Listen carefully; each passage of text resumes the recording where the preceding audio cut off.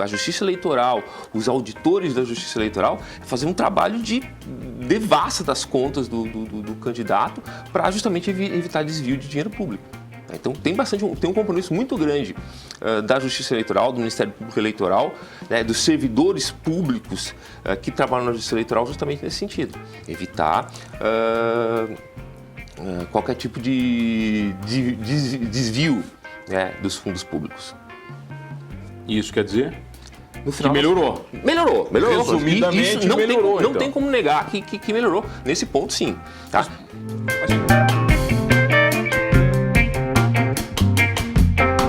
Oferecimento Giasse Construtora. Para você o nosso melhor. Giasse Supermercados. Pequenos preços. Grandes amigos. E Unesc. Formação e inovação para transformar o mundo.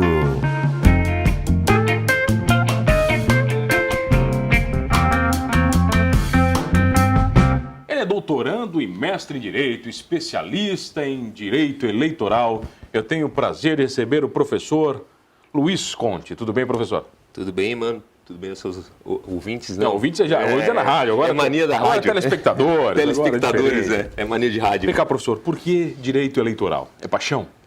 Então, eu sempre atuei muito na área de direito constitucional. Sempre gostei muito de direito constitucional.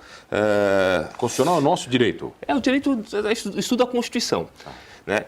E com o tempo, por questões profissionais, acabei me aproximando do direito eleitoral, que na verdade é um dos ramos do direito constitucional. Na verdade, se a gente for procurar dentro da Constituição Federal, claro, abrange vários ramos, mas uma das partes mais importantes é a parte de direito político.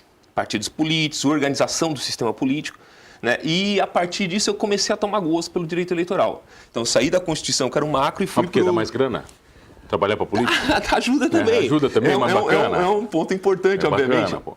Não, mas tem uma dinâmica bastante interessante do direito eleitoral, porque ele é dinâmico mesmo, né? Porque o direito eleitoral... Ele é insano, quase insano. Ele é quase insano, ele muda muito, né? Ele trabalha muito com resoluções e não com lei, né, com jurisprudência de tribunais, e ao mesmo tempo, na atuação em si, ela é tudo com prazos de horas, por exemplo, porque é um período curto de eleição.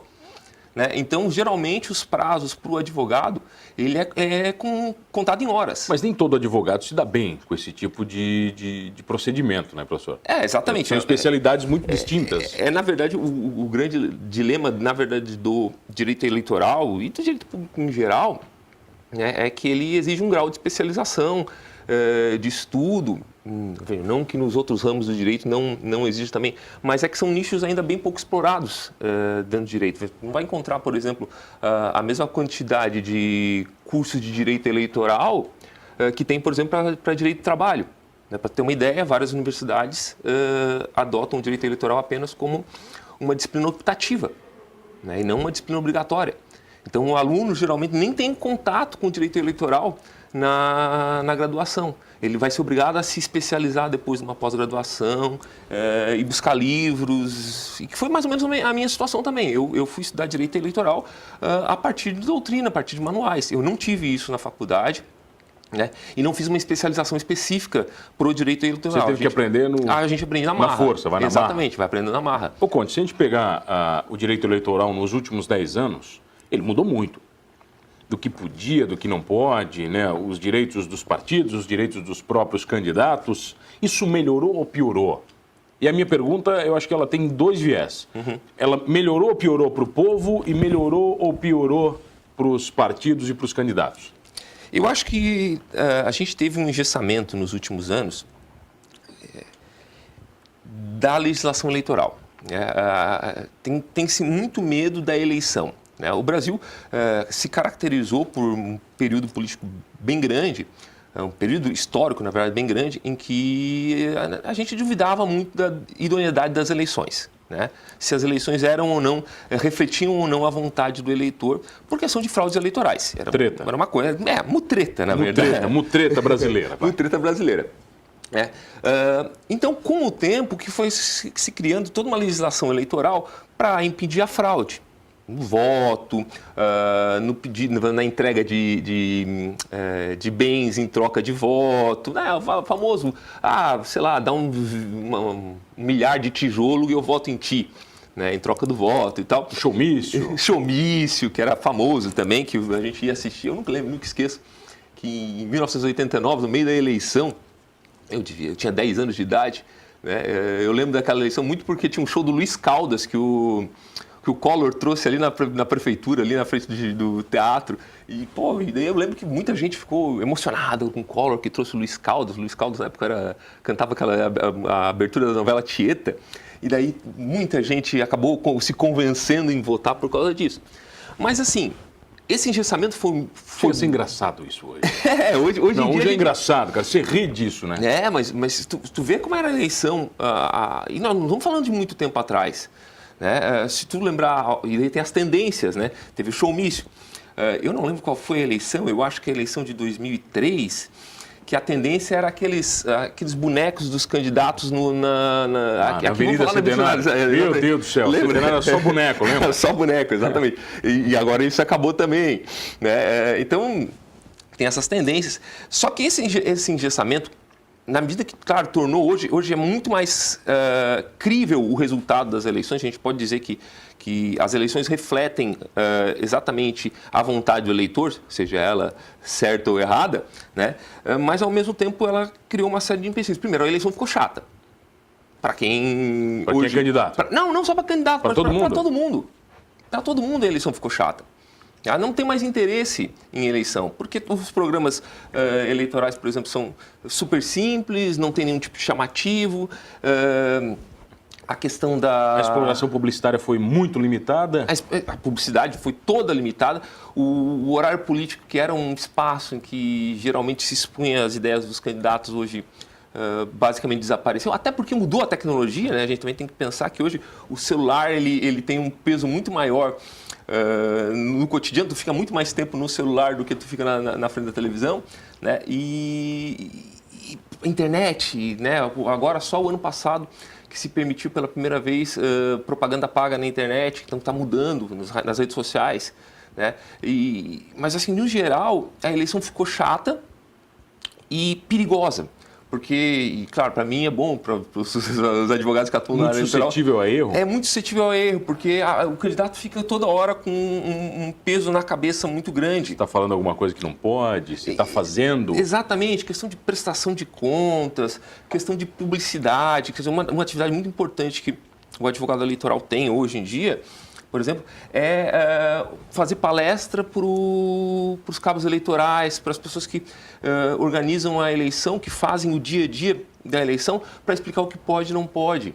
Né? O que é, por exemplo, boca de urna, o que é, até que ponto eu posso pedir o voto de uma pessoa, eu posso fazer camiseta, eu não posso fazer camiseta. Um dos dados importantes aí, e tu vê que uma coisa dinâmica mesmo. A legislação eleitoral no ano passado, a do ano passado, ela dizia que era proibido votar com camiseta de candidato. Né? Era proibido. Só que o que aconteceu? A própria Justiça Eleitoral se deu conta que não ia ter como fazer o controle disso, tá? Por conta da massa de pessoas que começou a confeccionar a camiseta do Bolsonaro para ir vestir no dia da eleição, ir vestido. E a Justiça Eleitoral teve que modificar o entendimento dela e dizer, não, pode ir lá ir vestido com a camisa do Bolsonaro, sabe? Ou do Lula. Pela onda que tinha, era uma coisa que era inevitável. Acontece desses negócios também. Agora, uma coisa boa é que o político agora não pode mais não pagar, né? Não existe mais político velhaco, né? Isso é uma coisa boa do novo processo. Para nós também é importante. Para todo mundo, né, cara? Todo mundo. Mas, assim, eu trabalhei com publicidade há 20 anos, trabalho com publicidade. Isso sempre foi uma máxima. Você trabalhar para político e não saber se vai receber. Isso vem tudo de uma evolução tanto da lei eleitoral quanto da própria administração pública em geral. Porque antes, o que tu fazia? Beleza, tu investia, tu contratava... Espero não estar falando nenhuma bobagem aí para sobre um processo depois. Não sei, né, professor? Quem está falando é o senhor. Lá, né? Mas senhor, o que era o costume? Tu contratava um publicitário, contratava uma gráfica, com a promessa de que, olha, tu vai fazer para mim, faz de graça, eu vou me eleger E aí, eu me elegei e eu vou garantir para ti um contrato com a administração pública. Né? E uma vez, isso era muito, muito comum de acontecer, né? O que acontecia? No teu caso é que acho que tu pegou o candidato errado, não se elegeu. Não, pode ser. Não se elegeu.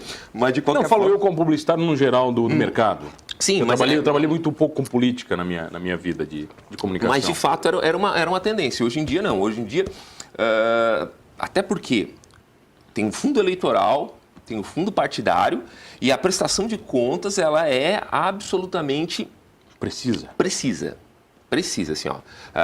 Todos os gastos, inclusive todos os gastos recebidos, inclusive, por exemplo, a tua doação de trabalho, se tu doar teu trabalho, tem que ficar constado lá na prestação eleitoral.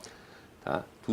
Tudo tem que ser por contrato, tudo tem que ficar declarado para que a prestação eleitoral, para que as contas, né, elas reflitam a realidade de gasto da campanha. Mesmo assim, não dá para fazer mutreta? Deve dar. Não faço. Vamos falar disso na volta? Faço. Vamos falar disso na volta? Eu tenho tenho o prazer de receber o professor especialista em Direito Eleitoral, Luiz Conte. É rapidinho, é só o tempo da gente avaliar um voto aqui, vai. Voltei aqui no Humanos Talk Show e você já sabe, aqui na RTV Criciúma, todas as noites, 2 entrevistas, sempre inéditas para você. 11 da noite, popular 23 horas. Perdeu um programa Humanos, vai lá no Humanos Talk Show. No YouTube você vai curtir todos completinhos, inclusive este, com o professor Luiz Conte. Professor, estávamos na parte de que você não faz mutreta. Não faço. Isso é importante registrar. Né? Não, assim, mano, claro, sempre existe formas de burlar a legislação, né, obviamente. Só que o que a gente tem visto, a gente viu na última eleição, principalmente, o que aconteceu?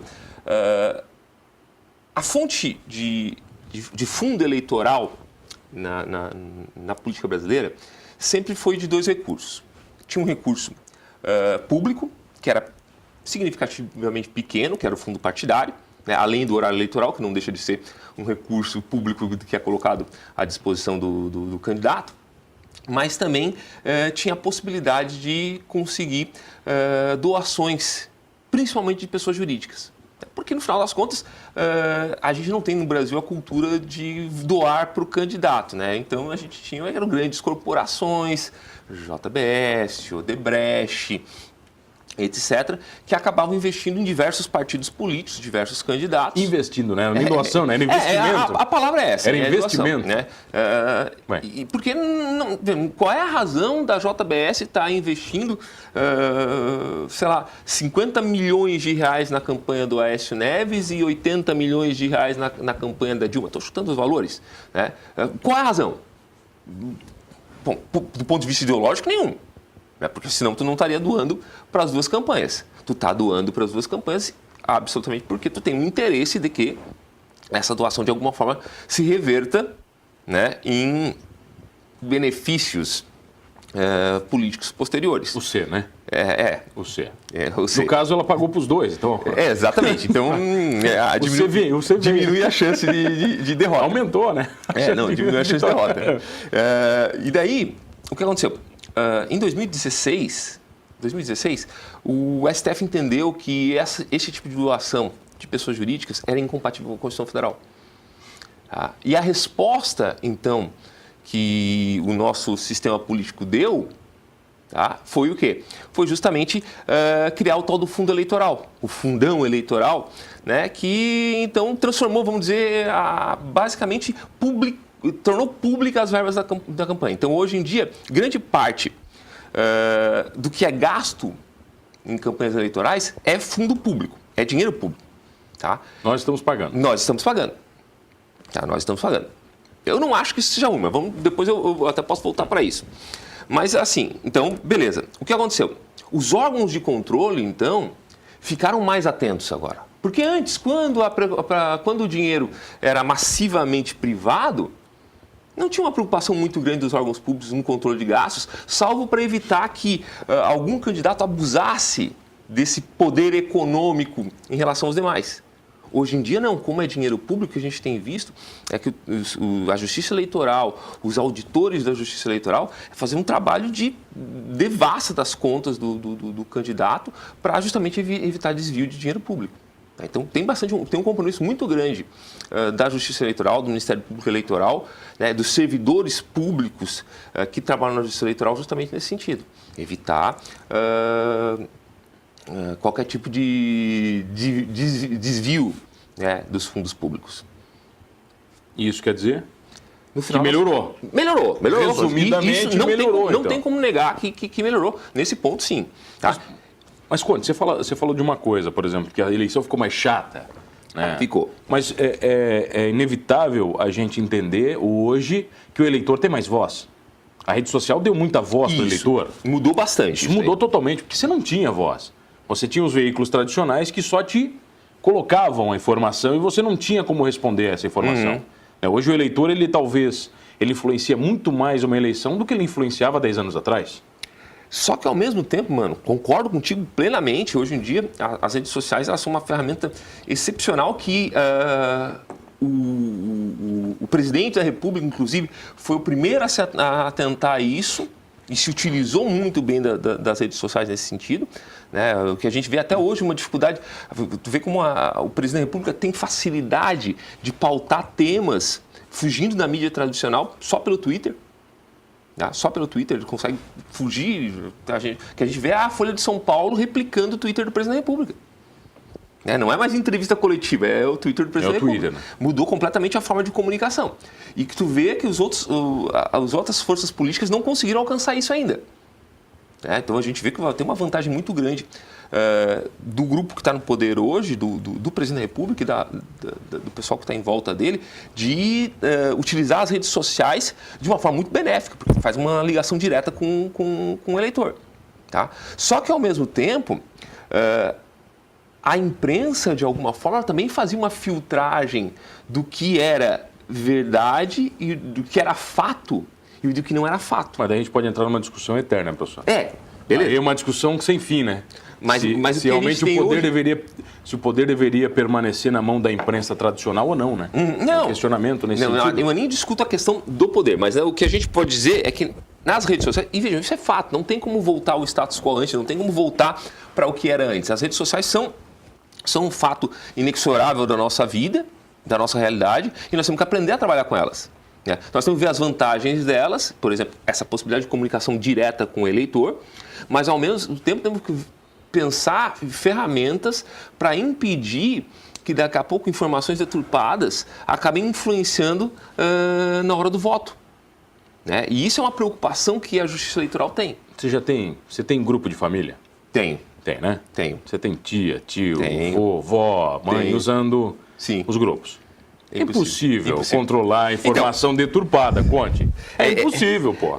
Tem se buscado alguns que a gente vê que as próprias redes sociais têm criado alguns mecanismos, né? Por exemplo, aquela questão do que tu encaminha hoje alguma notícia, alguma informação pelo WhatsApp, o WhatsApp diz lá, encaminhado, né? Justamente para tentar alertar que não é aquela pessoa que está transmitindo a informação. Você acha que tem algum efeito isso, cara? De verdade? Eu tendo a ser uma pessoa esperançosa. A esperança eu também tenho, mas eu sou realista em alguns casos, Conte. Não adianta merda nenhuma. O Kafka que dizia que há muita esperança, mas não para nós, né? Então eu acho que mais ou menos, quem sabe, no futuro a gente aprenda a trabalhar com isso. Mas assim, a Justiça Eleitoral também não pode evitar, fechar os olhos e dizer, não, esse fenômeno não existe, vamos deixar tudo acontecer do jeito que está, porque senão a coisa vai também desandar demais. Mas tentar controlar a rede social não é tentar controlar o incontrolável? Pode ser. Mas a gente tem que tentar. Isso não vai demandar um esforço gigantesco para ter um retorno tão pequeno? Todo sistema político, na verdade, ele trabalha com a ideia de tentar controlar o incontrolável. A gente cria lá uma ilusão de controle, né? Mas no final das contas as coisas fogem do controle muito fácil. Né? Eu acho que no final das contas a gente precisa de alguma forma regular esse mecanismo. Daqui para frente você consegue enxergar o que vai acontecer? do ponto de vista da justiça eleitoral? De controle de da controle rede social? da rede social. Que tendência? O meu grande medo, e aí eu estava falando, eu acho que a gente tem que controlar. O meu grande medo é o seguinte, uma certa desconfiança, tá? Daquela de quem vigia os vigilantes, né? De quem é que vai definir... Quem fiscaliza o fiscal, né? Exatamente. O que é a fake news, né? Esse porque para mim o problema não é tanto controlar as redes sociais. Eu acho que até é possível fazer um controle de rede social. Mas até que ponto é desejável esse controle? Até que ponto a gente pode chegar e dizer que esse controle... Percebe? Até que ponto eu vou permitir esse controle até o momento que ele possa virar uma censura. Tinha um slogan da antiga TV Manchete, eu não sei se você lembra. Lembra da TV Manchete? Sim. Diante do que aconteceu, virou manchete. Se não virou manchete, não aconteceu. Ah, lembro sim. Era incrível esse slogan. Exatamente. É mais ou menos isso que você está falando. Exatamente. É a credibilidade da informação. O grande problema, e aí é esse, hoje em dia a gente vive a gente vive num mundo de céticos. Só que céticos que acreditam em tudo. Tu já viu isso? A gente não acredita em um monte de coisa, mas ao mesmo tempo acredita em tudo. Sabe? A gente desconfia acreditando? Desconfia acreditando. Né? Não sei que a gente pega, replica coisa na rede social, às vezes sem confirmar a fonte. Pô, mas por que eu vou confirmar a fonte? Né? Uma notícia, eu vou lá replicar. Aí quando tu vê, já aconteceu várias vezes. Pô, olha só o que esse imbecil está falando aqui. Aí replica lá, aí quando tu vê é um perfil fake do cara, sabe? Tá muito complicado. A gente tá vendo, tem gente que fala que é a era da pós-verdade, né? Que a gente tem uma dificuldade muito grande de encontrar alguns fatos que sejam unânimes para todo mundo. A gente está lá discutindo, a Terra é plana ou não é plana? Existe aquecimento global ou não existe? Óbvio que é plana, né? Imagina, igual essa mesa que é engraçado que, tipo... Tá de sacanagem. Mas são coisas que, tipo... eu sou dos anos 90, tá? Para você o mundo ia acabar em 2000? Pô. Exatamente, né? Para mim o mundo acabava... Eu também, pô. Não era nem para estar aqui. Exatamente, era dia 11 de agosto de 2000. Não, teve o calendário Maia, depois teve a virada do milênio, o bug do milênio. O bug do milênio, ia acabar antes. O Skynet ia ser, né? Skynet, o bug do milênio. Professor, vem cá, não dá tempo para mais nada. Só para lhe agradecer. Imagina. Né? Vamos fazer o seguinte, você volta mais perto das eleições? Com certeza. Porque daí a gente vai discutir o que pode e o que não pode, porque até lá pode mudar muita coisa. Né? Não, já está mudando. Já está mudando? Já está mudando. Professor Luiz Conte, que prazer recebê-lo. Prazer é meu. Prazer ter você toda noite aqui comigo. Não esqueça de uma coisa, hein? Espalhando fake news ou não, somos todos humanos.